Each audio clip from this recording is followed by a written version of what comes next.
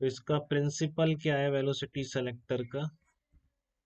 इसका प्रिंसिपल इतना सही है बस कि आप क्या करेंगे कि जो आपका वो वाला केस था, case of straight line, principle वो है इसका, case of straight line.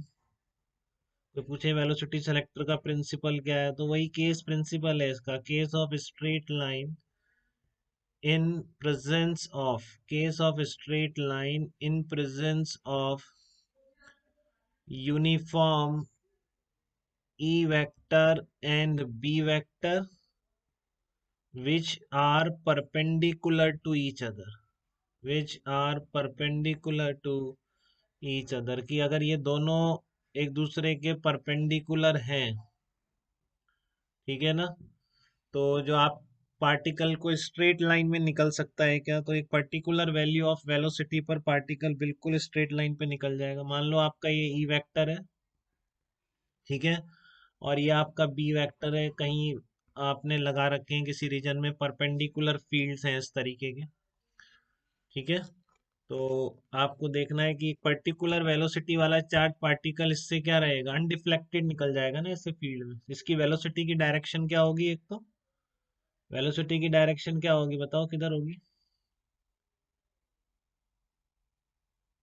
We cross B, नीचे की तरफ माइनस के कैप में हो जाएगी अगर ई वेक्टर ऐसा लगा है। या थोड़ा सिंप्लीफाइड कर लेते हैं, वी वेक्टर इधर कर लेते हैं और बी वेक्टर इधर कर लेते हैं, देखो, ठीक है ना। तो इस सिचुएशन में क्या होगा, आपका नेट फोर्स चार्ज पार्टिकल पे जीरो हो जाए, ठीक है ना। अगर आप वी वेक्टर से इस तरह के परपेंडिकुलर फील्ड हैं ई वेक्टर और बी वेक्टर, और आपने वेलोसिटी वेक्टर वी से इस डायरेक्शन में प्रोजेक्ट किया, तो एक पर्टिकुलर वेलोसिटी जिसकी वैल्यू क्या होगी, Q V B equal to Q into E. तो वेलोसिटी कितनी आ गई आपकी, ई बाई बी। तो इस तरह यही प्रिंसिपल है, यही आपको बस समझना है, इतना सही है वेलोसिटी सेलेक्टर में। कि मान लो इसका यूज क्या है, एक रीजन है इसमें आपने ये फील्ड लगा रखे हैं परपेंडिकुलर ई वेक्टर और बी वेक्टर, ठीक है। अब कहीं पर बहुत सारे चार्ज पार्टिकल की स्ट्रीम आ रही है, nuclear reactor, nuclear reaction, nuclear lab, इन सब में ये सब होता रहता है कि बहुत सारे चार्ज पार्टिकल की स्ट्रीम आ रही है, आपको एक पर्टिकुलर वेलोसिटी के चार्ज पार्टिकल अलग करने हैं, ठीक है ना। इसलिए नाम भी क्या है इसका, वेलोसिटी सेलेक्टर है। आपको एक पर्टिकुलर वेलोसिटी के चार्ज पार्टिकल अलग करने हैं उसमें से, जो बहुत सारे चार्ज पार्टिकल्स की डिफरेंट डिफरेंट वेलोसिटी के चार्ज पार्टिकल हैं, उनकी एक पूरी स्ट्रीम आ रही है, ठीक है। तो उस पूरी स्ट्रीम से आपको एक पर्टिकुलर वेलोसिटी वाले चार्ज पार्टिकल अलग करने हैं, ठीक है। तो आप कैसे करेंगे उस पर्टिकुलर वेलोसिटी वाले चार्ज पार्टिकल अलग? तो ये तरीका है कि आपको जिस वेलोसिटी का पार्टिकल अलग करना हो, तो आप इलेक्ट्रिक फील्ड और मैग्नेटिक फील्ड के रेशियो वैसे ही कर दो, ठीक है ना। अब इसमें वही है, अंदर ई वेक्टर और बी वेक्टर परपेंडिकुलर है, अगर चार्ज पार्टिकल जिसकी स्पीड इसके बराबर होगी ई बाई बी, वो क्या होंगे, बिल्कुल स्ट्रेट लाइन में निकल जाएंगे और एंड में जाके कलेक्ट कर लो, बाकी चार्ज पार्टिकल इधर उधर डेविएट हो जाएंगे। बात आ गई क्या समझ में?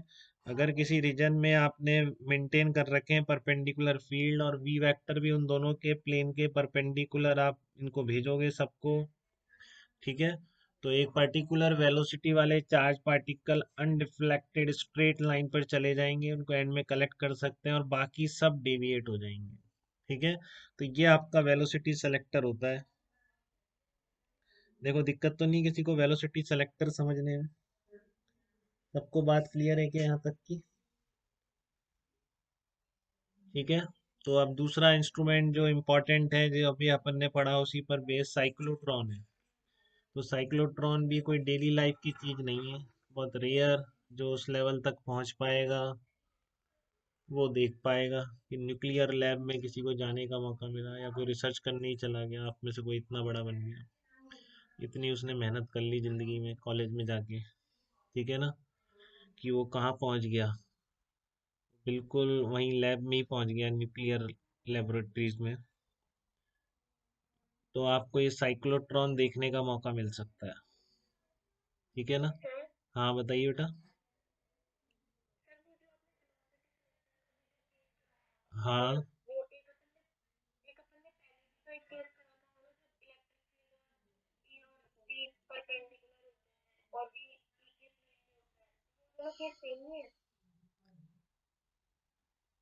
ये नहीं, वो स्ट्रेट लाइन वाला केस है, ये स्ट्रेट लाइन वाला कि दोनों पार्टिकल स्ट्रेट लाइन में जा सकता है ना।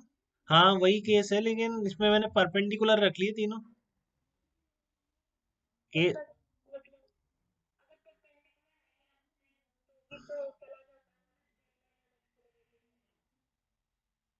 अच्छा आप कह रहे हो कि मैं दोनों ई वेक्टर और बी वेक्टर को पैरेलल कर देता, ये कह रहा हो?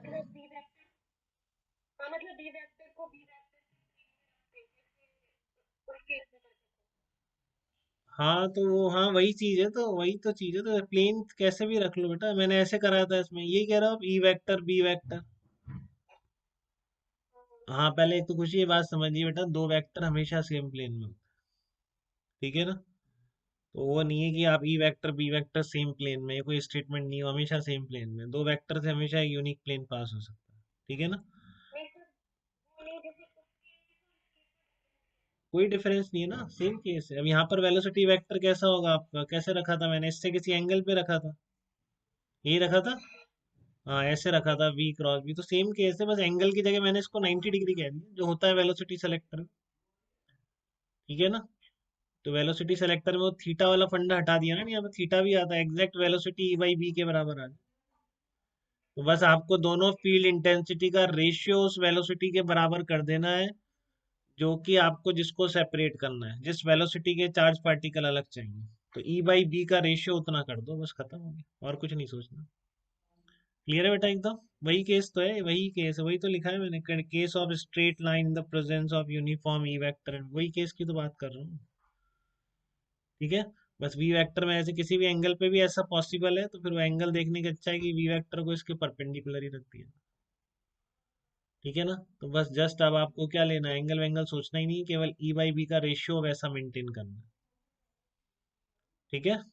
जिससे पर्टिकुलर आप कौन सी स्पीड के यहाँ तक पहुंचेंगे, जिनकी स्पीड ये रेशियो होगी, बाकी सब इधर उधर डेविएट हो जाएंगे। क्लियर है बेटा एकदम। खुशी कोई डाउट तो नहीं। अब ये देखो साइक्लोट्रॉन क्या होता है, साइक्लोट्रॉन का पर्पज है आपको चार्ज पार्टिकल्स को एक्सिलरेट करना। साइक्लोट्रॉन का पर्पस क्या है, आपको चार्ज पार्टिकल को एक्सेलरेट करना, उनको स्पीड देना, हाई स्पीड बिल्कुल, ठीक है ना, क्योंकि उनका बहुत यूज होता है। आपने कई बार सुना है कि फास्ट मूविंग पार्टिकल या fast moving protons strike on the nucleus, इस तरह के न्यूक्लियर रिएक्शन में खूब क्वेश्चन देखा होंगे। तो फास्ट मूविंग कहाँ से आएगा, वो यहीं से आएगा, ऐसा थोड़ी नहीं अपने आप फास्ट मूविंग हो जाएगा, इतनी मेहनत होगी उसके पीछे, ठीक है ना। साइक्लोट्रॉन का फंडा पूरा लगेगा। तो देखो होता क्या है, साइक्लोट्रॉन ये दो मेटल डिस्क है बेटा, ठीक है ना। ये दोनों क्या है, दो मेटल डिस्क है। ये मेंस के लिए तो बहुत ही मतलब इंपॉर्टेंट है कि इसकी फ्रीक्वेंसी पूछ सकता है, साइक्लोट्रॉन फ्रीक्वेंसी बताइए, ठीक है ना। तो वो क्या होती है, जिसको पता है बहुत अच्छी बात है, जिसको नहीं पता वो ध्यान से सुन लेगा और फिर भूलेगा नहीं कभी, ठीक है ना। जिसको नहीं पता वो ध्यान से सुन लेगा, फिर भूलने का नहीं है इसको। इस तरह का साइक्लोट्रॉन होता है बेटा, देखो इसमें क्या करते हैं, ये ऑसिलेटर है, तो यहाँ पर एक चार्ज पार्टिकल रिलीज करते हैं, मान लो जीरो वेलोसिटी से हाईएस्ट वेलोसिटी तक पहुंचाना है, तो यहाँ पर रिलीज करते हैं उसको चार्ज पार्टिकल, ठीक है ना। ये जो डी शेप बन रही है, D1 D2, ये मेटल डिस्क है। ये D1 D2 क्या है, आपकी मेटल डिस्क है, ठीक है। और यहाँ से आपने चार्ज पार्टिकल को रिलीज कर दिया, मान लो इधर आपने प्लस माइनस लगा रखा था, पॉजिटिव चार्ज पार्टिकल है, पहले आपने प्लस माइनस लगा रखा था इधर। तो और बीच में इलेक्ट्रिक फील्ड है, अब क्योंकि मेटल डिस्क के अंदर से हॉलो है जिसमें चार्ज पार्टिकल अंदर जाएगा इन मेटल डिस्क के, बट कंडक्टर है, तो कंडक्टर के अंदर क्या होता है, फील्ड नहीं होता है, ठीक है ना। कंडक्टर के अंदर फील्ड नहीं होता, मैग्नेटिक फील्ड सब जगह है, पूरे में है मैग्नेटिक फील्ड, मैग्नेटिक फील्ड सब जगह है इसका, ठीक है ना। इस पूरे चैम्बर में मैग्नेटिक फील्ड, इनके साइज बहुत ज़्यादा बड़े होते हैं, कोई घर में नहीं बन सकते हैं, ठीक है ना। तो ये पूरे में मैग्नेटिक फील्ड है, यहाँ से चार्ज पार्टिकल आपने रिलीज कर दिया, तो आप देखो इलेक्ट्रिक फील्ड की डायरेक्शन में मूव करके सीधा एंटर करेगा किसी पर्टिकुलर वेलोसिटी से, और अंदर जैसे ही डिस्क के एंटर करता है मैग्नेटिक फील्ड ही बसता है, इलेक्ट्रिक फील्ड गायब हो जाता है, तो उस सर्कल में घूमता है बेटा, इस तरह से सर्कल कंप्लीट करके बाहर निकलता है यहाँ पर, ठीक है ना। अब जैसे यहाँ तक तो उसकी स्पीड में कोई फर्क पड़ा नहीं, ठीक है ना। बट जैसे ही वो अब यहाँ पे वापस बीच में आता है तो क्या करता है, ये ऑसिलेटर डायरेक्शन ऑफ फील्ड को चेंज कर देता है। जैसे कि यहाँ तक कितना था, आधे चक्कर तक प्लस माइनस रखा, जैसे ही बाहर आने वाला होगा ये क्या कर देगा, इसकी डायरेक्शन चेंज कर देगा। डायरेक्शन कितनी कर देगा, प्लस माइनस की जगह ये कर देगा प्लस, इस तरह कर देगा। तो अब चार्ज पार्टिकल पे इलेक्ट्रिक फील्ड इस डायरेक्शन में लगने लग जाए, ठीक है ना। तो यहाँ पर क्या होगी, उसकी स्पीड बढ़ जाएगी, और जब उसकी स्पीड बढ़ जाएगी तो फिर उसकी रेडियस भी बढ़ जाएगी, ठीक है ना। बट इम्पॉर्टेंट चीज यही है जिसकी वजह से ये बन गया, जो इसका प्रिंसिपल है, क्या प्रिंसिपल है साइक्लोट्रॉन का। इसका प्रिंसिपल है कि जो आपका टाइम पीरियड होता है एक चक्कर में लगने वाला, जो टाइम है यूनिफॉर्म मैग्नेटिक फील्ड में जब चार्ज पार्टिकल चलेगा, तो आपका वो टाइम 2 पाई m/क्यू बी, ये जो है आपका independent of velocity and radius है, ठीक है ना।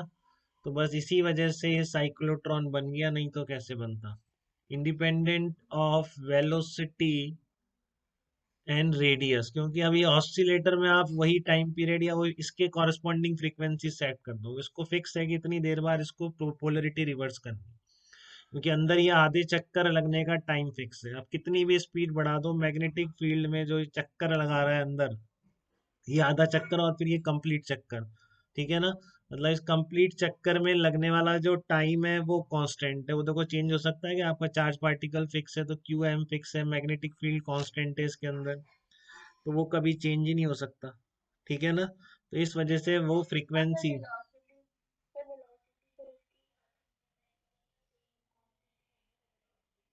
क्यों, ये इलेक्ट्रिक फील्ड ने बढ़ा दी ना, इलेक्ट्रिक फील्ड बीच में, हाँ पूरे अंदर जब डीज के अंदर चल रहा है तो कांस्टेंट को डीज बोलते हैं, मेटल डिस्क जो है, ठीक है ना। इसके अंदर जब चल रहा है तो वो बिल्कुल कांस्टेंट स्पीड से चल रहा है, ठीक है। बट जब भी बाहर बीच में आता है इलेक्ट्रिक फील्ड में तो स्पीड हर बार बढ़ा दी जाती है, ठीक है ना। तो अब ये जो मैक्सिमम स्पीड से निकलेगा ये रेडियस डिपेंड करती है, उतने अकॉर्डिंगली आप सेट कर सकते हैं रेडियस कितनी स्पीड का पार्टिकल आपको बाहर निकालना है, ठीक है ना। पहले एक बार ये देख लीजिए फ्रीक्वेंसी, फिर वो स्पीड से रेडियस कैसे सेट कर लेंगे वो भी निकाल लेंगे। फ्रीक्वेंसी ऑफ साइक्लोट्रॉन क्या कहलाती है, तो साइक्लोट्रॉन का जो ये ऑसिलेटर है ना, इसकी फ्रीक्वेंसी या टाइम पीरियड इसके एक चक्कर के बराबर ही तो होगा, इसके बराबर ही तो होगा। देखो क्योंकि ये आधा ऑसिलेशन, ये तो आधा हुआ इसका, यहाँ से जब आया तो पहले प्लस माइनस था, यहाँ पे माइनस प्लस हो गया, जब वापस आएगा तो वापस यहाँ से निकलेगा, तो इसको उल्टा कर देंगे प्लस माइनस, तो अब एक इसका एक ऑसिलेशन पूरा हो गया ऑसिलेटर। तो जितनी देर में चार्ज पार्टिकल ने एक चक्कर कंप्लीट किया उतनी देर में ऑसिलेटर ने भी अपना ऑसिलेशन एक कंप्लीट कर लिया, इसलिए इन दोनों के फ्रीक्वेंसी ये टाइम पीरियड बराबर होंगे, तो इसलिए फ्रीक्वेंसी भी बराबर होगी, तो इसको हम फ्रीक्वेंसी ऑफ साइक्लोट्रॉन बोलेंगे, उस 1/t क्यूबी अपॉन 2 पाई m। तो this is called cyclotron frequency, कि ऑसिलेटर कितनी फ्रीक्वेंसी पे सेट करना है उसको साइक्लोट्रॉन की फ्रीक्वेंसी बोलते हैं। तो कितनी रेडियस रखनी है वो डिपेंड करता है वी मैक्स कितना चाहिए आप, ठीक है ना। उतनी रेडियस से बाहर निकाल लीजिए, कैपिटल रेडियस तो बढ़ती जाएगी स्पीड के अकॉर्डिंग, mv/क्यूब, ये आपको पता है इतनी स्पीड का चाहिए तो उसके अकॉर्डिंगली आप ये मैक्सिमम रेडियस सेट कर देंगे, ठीक है ना।